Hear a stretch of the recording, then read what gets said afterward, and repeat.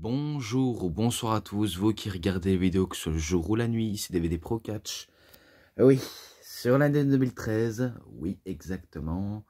Et avant de commencer une chose, sachez que j'avais déjà mis un message comme quoi j'aurais pu parler, que ça fait déjà 17 ans que Eddie Guerrero nous a quittés, vu comment j'avais appris que c'était le 13 novembre. Et du coup, j'ai même pas eu le temps de vous dire ça. Et que maintenant, je peux justement le dire. Et il faut dire 17 ans déjà. Qu'est-ce que le temps passe vite, hein. Mais en tout cas, pour Eddie Guerrero, il nous manque tellement. Et j'espère que là d'où il est dans les nuages, il doit sûrement bien s'amuser à faire du catch au paradis. Non, blague à part, mais j'espère que là d'où il est tranquille spirituellement. Et que et qui nous regarde toutes les générations à suivre de catch. Mais bon, ça c'était pour le côté hommage. Mais maintenant, je passe au PPV. Attention, je vais vous montrer tout de suite.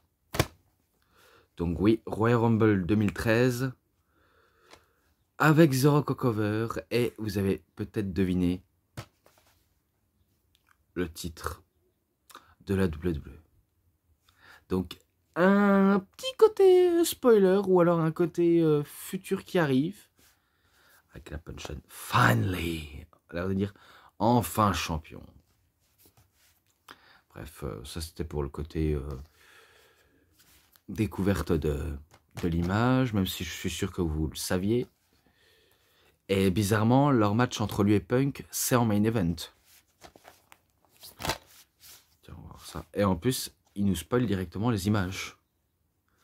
Et pareil entre Del Rio et Big Show. Et le Rumble également. Donc ça spoilait, hein, ça spoilait énormément. Il dure 2h49, toujours en français bien sûr. Un moment spécial.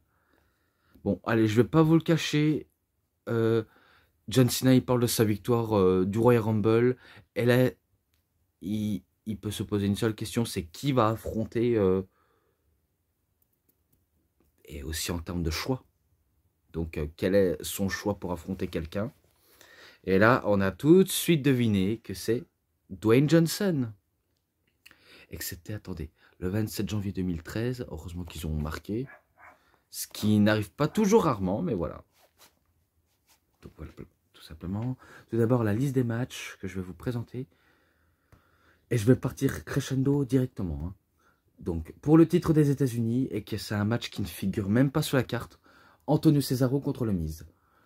Après des bons échanges entre Cesaro et le Miz, c'est quand même Antonio qui arrive à bout de The Miz avec le neutralizer. Neutralizer, ce que je voulais dire. Donc, voilà. Tout simplement, j'ai pas d'autre explication à dire, si ce n'est qu'il le back, le neutralizer. Et que ce match-là, je lui mets allez, un 3,5 malgré qu'il ne figure pas sur la carte. Et là, on peut dire que c'est la carte principale. Pour le titre du monde poids lourd, au Last Man Standing match, donc le dernier homme debout, Alberto Del Rio contre le Big Show. Oui, oui, oui. Le dernier homme debout.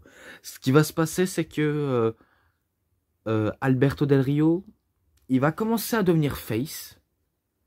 Donc oui, je vous le dis honnêtement, c'est là où il va commencer à devenir face et qui va le développer peut-être au fur et à mesure.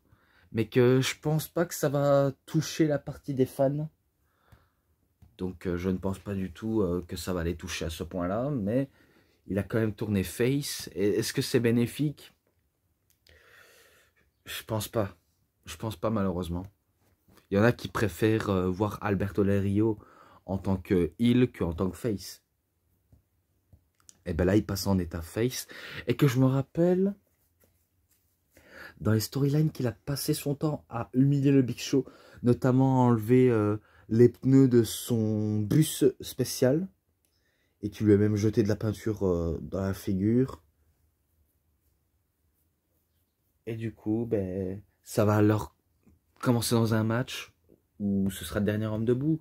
Là, on peut se dire, C'est sûrement un match préféré du Big Show, même si je pense peut-être pas qu'il ait participé, ou, ou peut-être. Mais en tout cas, on se dit, Del Rio, il n'arrivera pas, à le battre un géant. Vous pensez qu'il n'allait pas le battre? Eh bien, laissez-moi vous dire, oui, il le bat directement. Je crois qu'il a été distrait par Ricardo Rodriguez qui avait un seau avec le drapeau mexicain, une serviette. Non, non, c'est pas ça. Il faut que je me creuse la tête. Attendez. Je crois que ils vont réussir à mettre à terre le Big Show, mais que Ricardo Rodriguez va prendre du ruban adhésif, enfin du ruban adhésif, du scotch, pour entourer les pieds du Big Show vers les cordes. Et que le Big Show ne sera même pas sans relever jusqu'à compte de 10. Et du coup, c'est victoire de Alberto Del Rio qui devient le nouveau champion du monde. Donc je crois que c'est ça. Il arrive à le battre avec l'aide de Ricardo Rodriguez. Mais bon, du fait que ça l'aide. Ce match-là, 3,40. Je le mets directement 3,40. Match par équipe pour les titres par équipe, justement. Team Hell No, que vous connaissez bien, j'ai pas besoin de vous présenter, contre The Team Rhodes Scholars. Donc, équipe composée de Cody Rhodes et Damien Sandow, mais ça, je suis sûr que vous le saviez déjà. Pareil, ça partait à 1000 à l'heure entre les deux équipes. Même si c'est entre Daniel Bryan ou Cody Rhodes ou Damien Sandow et justement Daniel Bryan, encore Daniel Bryan et Damien Sandow ou Cody Rhodes. Voilà, ça c'est le côté que j'aime peut-être bien aborder pour vous mener un petit peu dans les fausses pistes, mais bien sûr je ne vais pas vous enfoncer à ce point-là. Et que, faut pas croire que Cody Rhodes et Damien Sandow vont finir vainqueurs. Hein. Faut pas croire du tout, car c'est la Team Elno qui arrive à venir à bout de Team Rhodes Scholars.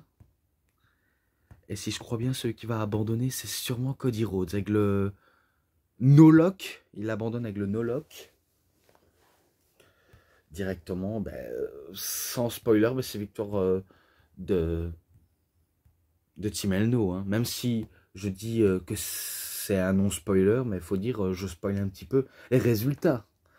Comme à chaque vidéo, je spoil à chaque fois les résultats. Mais vous avez compris. Donc ce match-là, allez, 3,50 pour ce match-là. Le Rumble match. Et vous allez peut-être comprendre qu'il n'y a pas beaucoup de matchs. Là, je vois qu'il y en a que 5. Mais si vous retirez le kick-off et que vous mettez le premier de la carte principale, ça en fait 4. Mais autrement, il n'y a pas beaucoup, c'est juste 5. Donc, comme j'ai dit, le match du Royal Rumble, pour être le challenger numéro 1 pour le main event à WrestleMania, que ce soit pour le titre de mon poids lourd ou de la WWE, c'est complètement légal, mais totalement légal. Donc il y a plusieurs catcheurs qui rentrent, hein, que ce soit les 3MB, et même si je crois bien l'apparition de Kevin Nash, si je crois bien. Ryback qui figure. En plus, c'est vrai, il figure dans ce Rumble. Hein. Moi, sinon, tout le monde y passe. Hein. Tout le monde y passe dans le Rumble. Surtout John Cena. Donc, John Cena, il arrive, je sais pas combien de positions, mais peut-être dans la vingtaine de positions. Je ne sais plus lequel chiffre de 20, mais faut dire si j'avais pris les statistiques directement. Mais je sais bien qu'il est pas... il n'est pas resté en 30e. Hein. Enfin, il n'est pas venu en 30e position. Il est venu dans la vingtaine position. Pas 20, hein, pas dans le 20e position, mais peut-être 21, 22, 23, 24, 25, 26, 27, 28, 29. Vous voyez, le genre de choses, quoi. Donc, je sais bien qu'il est arrivé, il fait le ménage, et il élimine quelque peu de monde possible, jusqu'à ce que ça soit en quart du tournant. Et face à lui, c'est Ryback. et que Ryback, lui, il est déterminé à remporter pour la première fois le Rumble, même si il n'a pas encore fait tout à fait ses preuves pour devenir champion, mais il le souhaite et il le veut. Et pour ça, si c'est pour passer aux côtés de John Cena, eh ben, il le ferait.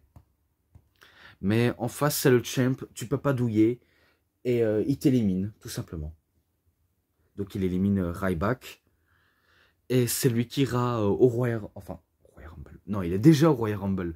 Non, c'est lui qui va à WrestleMania affronter le champion de son choix, soit CM Punk, soit le Rock, soit le Big Show, soit ou Alberto Del Rio. Mais sauf que Alberto Del Rio, il est déjà champion du monde, et je sais qu'il affrontera à Mania.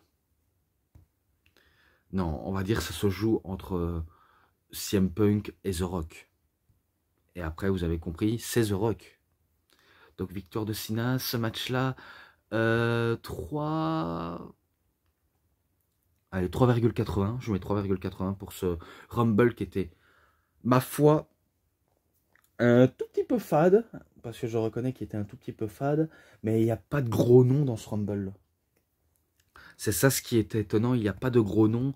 Et du coup, ben, c'est John Cena qui remporte le Rumble. Peu importe si ça vous met en haleine. Mais je mets 3,80 pour la victoire de Cena. Vu comment c'est lui qui va être à Mania. Et que, si je crois bien, il va pas se faire attendre pour se faire pas mal de rivaux, que ce soit le Shield et qu'il doit trouver des partenaires. Ouais, je crois que c'est ça. Mais voilà, j'en ai fini sur la fin de ça. Maintenant, le main event, The Rock contre CM Punk, accompagné par Paul Heyman. Et oui. Donc, il y avait une stipulation pour CM Punk. Si le Shield était intervenu, CM Punk aurait été dépouillé de son titre. Donc, le président lui décidait de le prendre la ceinture. Et d'ailleurs, l'histoire en elle-même, elle n'est pas si énorme que ça entre CM Punk et le Rock. Car The Rock reproche un peu à Punk de l'avoir attaqué sournoisement lors d'un 1000e épisode de Raw. Ou encore, CM Punk reproche à The Rock de venir une fois dans l'année pour combattre, alors que lui, en tant que champion, donc CM Punk, lui se casse le cul pour de devenir l'un des plus grands champions ever, et que contrairement à The Rock, lui va pas partir du monde du catch pour le cinéma. Même si on sait que Punk, lui, va quitter le monde du catch parce qu'il ne voulait plus travailler à la WWE ou n'importe quelle fédération. Ça prouve là qu'il a aussi un côté toxique, CM Punk. Certes, c'est un bon catcheur, il est charismatique, il a à peu près tout pour qu'on l'adore, mais il a quelques défauts qui lui font des torts, quoi. Donc voilà. Et que on se demande comment ça se fait, le règne de CM Punk n'a pas duré encore longtemps. Et là, vous avez compris pourquoi.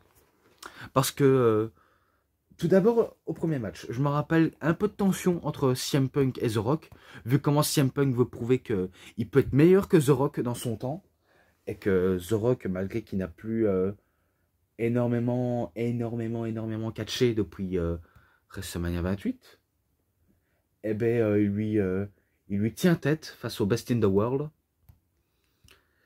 Et que je me rappelais qu'il dominait un peu le match, mais sauf que Punk, malgré qu'il sortirait du ring, il savait prendre l'avantage et de le prendre de vitesse ou le prendre de plus haut The Rock. Et que, si je crois bien, le Rock est à l'extérieur. C'est là où les lumières s'éteignent. On entend des attaques, bien sûr. Et, bien sûr, on a compris, c'est le Shield qui font un triple powerbomb sur The Rock. Donc, ils font un triple powerbomb sur la table des commentateurs. Et là, CM Punk, tout souriant, voyant que la victoire est au bout des mains, eh ben, il fait traîner la carcasse de The Rock en faisant le tomber. Et du coup, ben, il bat The Rock. Il bat tout simplement le Rock. Et qu'il pensait pouvoir clôturer le show comme ça. Sauf que c'est là où Monsieur McMahon il fait son entrée en disant je t'avais prévenu, si jamais le Shield venait à te rendre en aide, ça aurait des conséquences sur ta carrière, enfin, pas carrière, sur ton règne de champion, ça aurait des conséquences. Alors, pour la bonne cause, je devrais te... Et c'est là où le Rock l'interrompt en disant non, non, non, non, non, non, non, non, non, non, non, non. Faites recommencer le match tout de suite et maintenant. Car il est chaud malgré qu'il ait sonné, le Rock. Et c'est là où Monsieur McMahon dit « Vous pouvez faire sonner, coche !» Donc, en gros, le match est officiel. Ça ne terminera pas tant qu'il n'y aura pas de vainqueur. Donc, malgré que CM Punk allume le Rock, même si le Rock subit, mais il ne va pas abandonner ni perdre le match. Car si je me rappelle bien, il va, on va dire, prendre CM Punk de vitesse. Et c'est là où je crois CM Punk va frapper par accident Paul Heyman. Et que The Rock lui fait un rock bottom. Et aussi un People's Elbow. Donc il bat CM Punk pour le titre. Et d'ailleurs, c'est vrai que perdre le titre face à un part-timer, c'est la honte. Hein. C'est sûr, on se fait un petit peu enterrer là-dessus. Donc je me demande s'ils auraient fait un peu durer de vie à CM Punk. En termes de champion, ça aurait été largement plus logique. Mais voilà, ils ont fait gagner The Rock. Pourquoi? Parce que The Rock, c'est un gros nom du catch et un gros nom du monde, dans le monde du business, quoi. Ce match en description, vu comme j'avais déjà noté, voilà. Et pour cette review, c'est terminé. Donc pour ce qui est les matchs, le bonus qui est à l'interview, les scènements en promo et l'ensemble, parce que oui, il y a eu des scènements et promos. Pour l'ensemble, je lui mets un 4,20. Je mets un 4,20, voilà. Donc, cette review, comme j'ai dit, est terminée. C'était DVD Pro Catch. J'espère que ça vous aura vraiment bien plu. Et si cette vidéo vous a vraiment bien plu, vous savez ce qu'il vous reste à faire. Likez la vidéo, commentez, partagez, abonnez-vous à ma chaîne, cliquez sur la petite cloche pour avoir plus de notifications des prochaines vidéos.